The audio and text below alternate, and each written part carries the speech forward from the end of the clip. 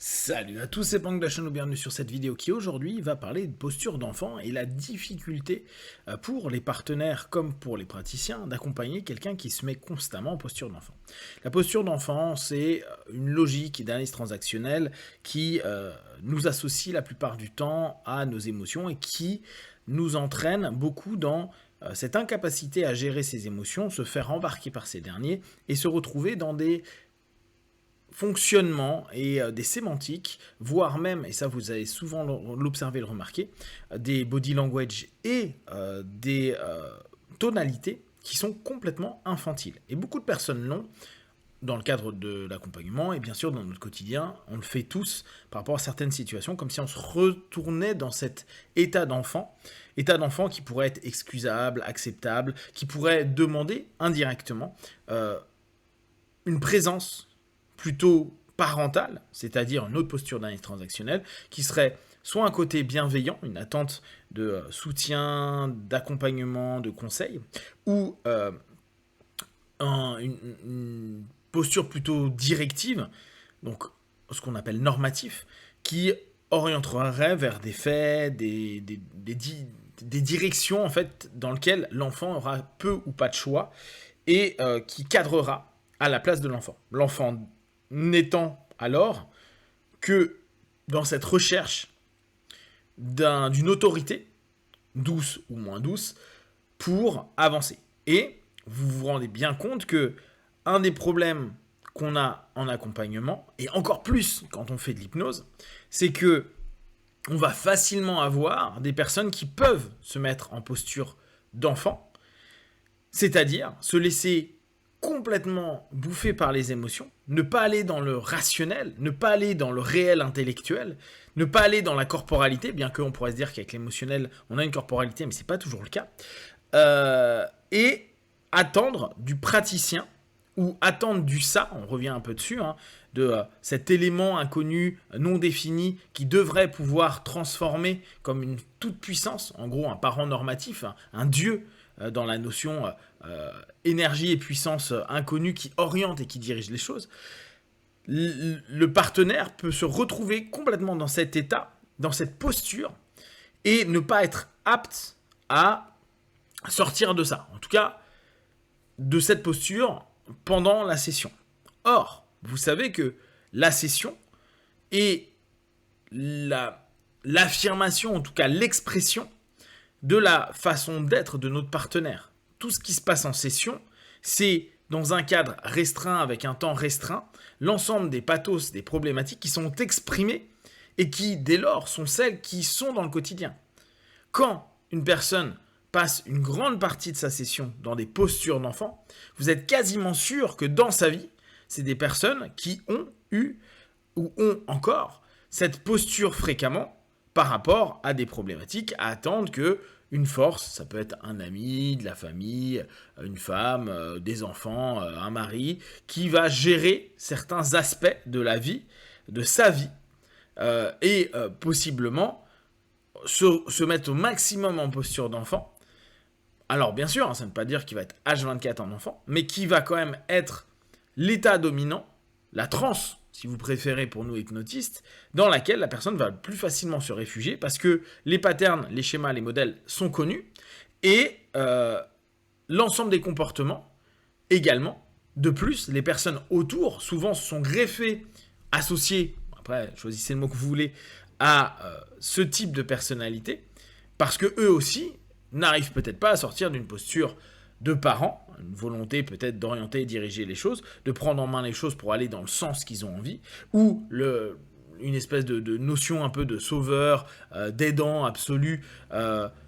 avec les personnes qui les entourent, donc là on est dans du parent normatif ou du parent bienveillant, et dès lors, il y a une espèce de jeu qui se fait sans cesse entre des gens qui veulent rester des enfants, d'autres qui veulent être des parents, et on a rarement à cet instant-là deux adultes qui bossent ensemble. C'est pas complètement problématique que nos partenaires aillent dans ces différents états, le but étant quand même de ramener au maximum notre partenaire dans la phase adulte, ce que Berne appelait le côté un peu informatique, analytique, du partenaire pour qu'il puisse, lui, se poser à un moment donné et utiliser sa tête, utiliser, comme je vous le disais sur une vidéo précédente, un équilibre entre l'intellectuel, l'émotionnel et le physique, afin de définir son problème, définir aussi ses options, et définir ce qu'il va mettre en place, et dès lors qu'il y aura une décision qui impose d'être en posture d'adulte, c'est-à-dire décision, action, action, responsabilité, là on est complètement dans une notion d'adulte, mener notre partenaire potentiellement vers un mieux-être. Néanmoins, j'ai observé moi la plupart du temps que beaucoup de personnes qui restent pendant des sessions en posture d'enfant vont être en galère pour pouvoir ne serait-ce que faire des prescriptions de tâches. Beaucoup de partenaires qui sont dans des postures d'enfants vont se retrouver post-session avec des oublis de ce qui a été dit, ce qui a été fait, ce qui doit être mis en place, des notions où parfois on va recevoir un mail, un appel, un SMS pour avoir une confirmation de ce qu'il y a à faire, c'est-à-dire il place le praticien en mode parent pour à nouveau venir le nourrir, lui dans sa posture d'enfant. Ça arrive très souvent, c'est assez classique, et c'est dès lors encore ce jeu projectif qui est en train de se faire dans la relation thérapeutique. Amener notre partenaire à devenir adulte, c'est à un moment donné ramener, même dans sa transe d'enfant, la personne à prendre conscience, à constater, s'il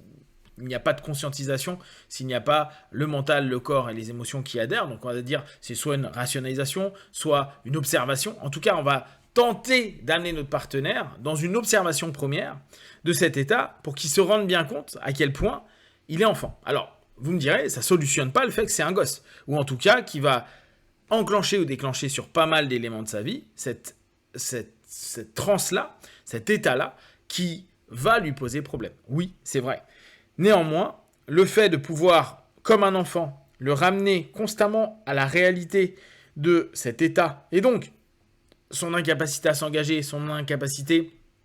à décider, son incapacité à savoir, à structurer, etc., c'est pas agréable, mais c'est un petit peu comme si, et nous on décide volontairement de se mettre en parent, après normatif ou bienveillant en fonction de votre énergie, et on fait de la psychoéducation. Psychoéducation qui nous place automatiquement en parent.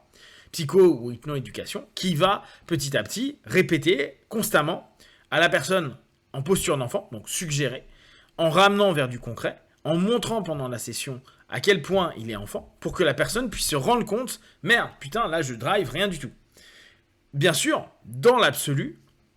hormis peut-être éveiller cette attention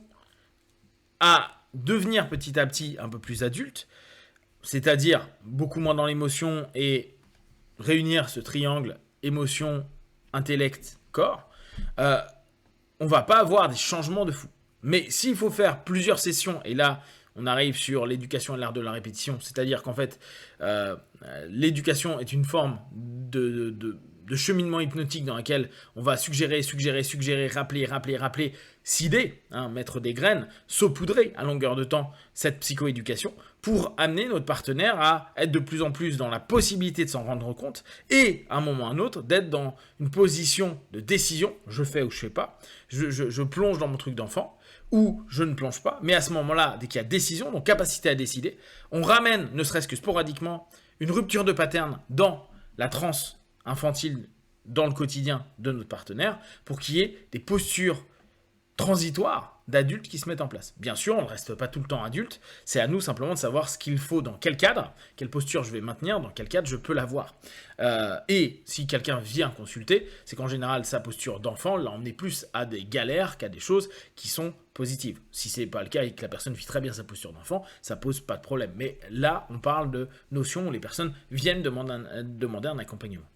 C'est une vraie question à se poser. Posez-vous également la question, vous, quelle posture vous prenez au quotidien. N'hésitez pas à le partager. Et comme d'habitude, si vous avez des questions et des remarques, partagez sur Facebook, YouTube. J'y répondrai le plus rapidement possible. Et comme d'habitude, de tout ce que je propose, ne prenez que ce qui est bon et juste pour vous. Testez, observez, analysez, concluez. Be one. Ciao.